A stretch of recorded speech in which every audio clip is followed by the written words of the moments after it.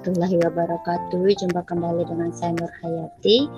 Baik, kali ini kita akan membahas tentang regresi linier berganda atau multiple regression ya. Adapun capaian pembelajaran kali ini memahami konsep regresi linier berganda, kemudian bagaimana analisisnya dan juga interpretasi datanya. Nah, kita flashback ya. Uji regresi yaitu uji statistik yang mengukur hubungan statistik dengan memperkirakan nilai dari satu variabel dalam hubungannya dengan variabel lain ya. Jadi kita menguji atau memprediksikan sesuatu gitu ya. Nah, ini regresi itu terbagi menjadi dua, simple regression dan multiple regression. Nah, kali ini kita berfokus ke multiple regression ya, karena kita sudah membahas tentang simple regression sebelumnya. Nah, apa itu multiple regression atau regresi linear berganda ya? Jadi multiple regression ini kita pakai jika kita ingin menguji atau memprediksikan hubungan yang lebih dari dua variabel ya. Nah, variabel yang diprediksi itu adalah variabel dependen, sedangkan variabel yang memberi pengaruh itu adalah termasuk dalam variabel independen. Nah, syaratnya data yang kita gunakan harus data interval atau rasio ya, atau bisa juga kita kategorikan. Kemudian yang wajib di sini data kita harus berdistribusi normal ya, karena ini termasuk dalam statistik parametrik. Nah, ini contoh kerangka konsep dari regresi linear berganda atau multiple regression. Jadi untuk variabel independennya itu ada 4 di sini ya contohnya, sedangkan untuk variabel dependennya hanya 1. Kita masuk ke contoh kasus ya. Misal kita ingin menginvestigasikan tentang faktor-faktor ya, faktor-faktor yang mempengaruhi tingkat kebahagiaan seseorang. Nah, apa yang jadi faktor-faktornya ya? Ada usia, jenis kelamin, dan juga teman dekat ya.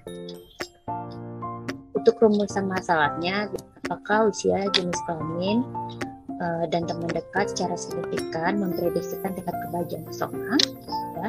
Sedangkan untuk hipotesisnya, HA-nya usia, jenis kelamin, dan teman dekat dapat mempengaruhi tingkat kebahagiaan seseorang. Untuk H0-nya usia, jenis kelamin, dan teman dekat tidak dapat mempengaruhi tingkat kebahagiaan seseorang. Oke, kita langsung masuk ke analisis datanya ya. Jadi teman-teman buka SPSS dan masuk ke variabel Q ya. Jadi untuk variabel independen kita ketikkan dulu ada usia, jenis kelamin, teman dekat, dan untuk variabel dependennya adalah happiness atau kebahagiaan ya. Kita buat dulu dalam bentuk kategori ya. Jadi kode 1 untuk laki-laki ya, kita kasih kode 2 untuk perempuan ya atau wanita. Sedangkan untuk teman ya, untuk teman dekat ya, misalnya kita masukin kode 1 iya punya teman dekat gitu. Terus kode 0 kalau dia tidak punya teman dekat ya, misalnya seperti itu. Lanjut ke data view ya, data view. Nah, kita masukkan tuh usia, ada berapa aja usianya ya, sesuai dengan jumlah responden. Kemudian jenis kelamin kita masukkan sesuai kode yang sudah kita input di bagian value tadi ya. 1 untuk laki-laki, kode 2 untuk perempuan ya misalnya. Kemudian untuk teman dekat ya, 1 kalau dia punya teman dekat ya, respondennya 0 kalau respondennya tidak punya teman dekat ya, ini kodenya. Dan yang terakhir untuk variabel dependennya ya, tingkat kebahagiaannya ya atau happiness-nya, berapa sih skornya ya, kita input di sini. Setelah itu teman-teman bisa pilih analyze ya, kemudian regression, pilih di bagian linear. Nanti akan muncul dialog seperti ini ya. Jadi hampir sama dengan simple regression ya. Nah, untuk ketiga variabel independennya kita masukkan ke kolom independen ya. Dan untuk happiness atau tingkat kebahagiaan kita masukkan ke kolom depan. Oke.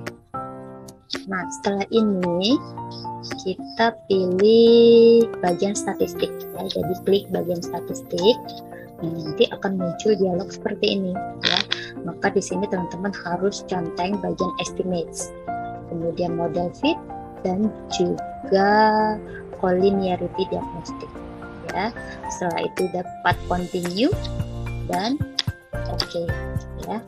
Nanti akan muncul hasil outputnya seperti ini ya. Ini hasil outputnya. Nah, gimana cara interpretasinya? Kita lihat satu persatu ya. Oke, untuk model summary ya, interpretasi datanya ya, berdasarkan nilai R-square ya, atau R hitung ya, didapatkan nilai 0,162. Maka kesimpulannya, pengaruh usia, jenis kelamin, dan teman dekat terhadap tingkat kebahagiaan seseorang adalah 16% ya. Ini ya, 16%. Nih bagian R-square ini. Nah, interpretasi selanjutnya ya, di bagian ANOVA-nya yang perlu kita interpretasikan.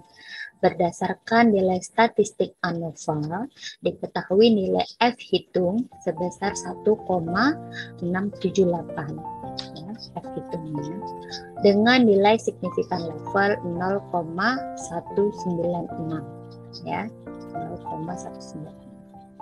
Artinya apa? Nilai p-value-nya itu lebih besar dari 0,05.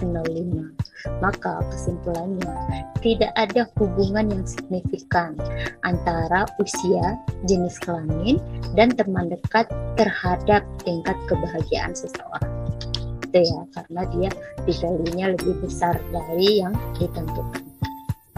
Nah, yang terakhir untuk koefisiennya, itu juga perlu kita interpretasikan ya. Berdasarkan tabel koefisien didapatkan nilai signifikan level terhadap kebahagiaan seseorang sebesar 0,156 ya. Nilai bagian usianya ya. Ini usia, nilai sig-nya 0,156. Berarti lebih besar dari 0,05. Untuk jenis kelamin ya, jenis kelamin terhadap kebahagiaan seseorang itu sebesar 0,128 ya, nilai sig-nya, signifikan levelnya ya sama, ini lebih besar juga dari 0,05. Dan yang terakhir, teman dekat dengan tingkat kebahagiaan itu nilai sig-nya 0,880 ya, sama, p-value-nya lebih besar dari 0,05. Maka kesimpulannya, usia, jenis kelamin, dan teman dekat tidak memiliki pengaruh yang signifikan terhadap tingkat kebahagiaan seseorang. Nah, gitu ya. Nah, ini ketentuan uji multiple regression ya. Jadi, kalau nilai signifikan levelnya kurang atau lebih kecil dari 0,05, maka HA ditolak dan HA diterima. Artinya, variabel X atau variabel independen dapat memprediksikan atau mempengaruhi variabel Y.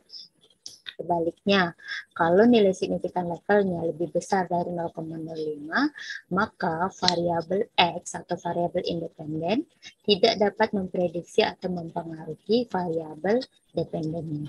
Gitu ya. Nah, ini referensi yang saya pakai. Semoga bermanfaat. Assalamualaikum warahmatullahi wabarakatuh.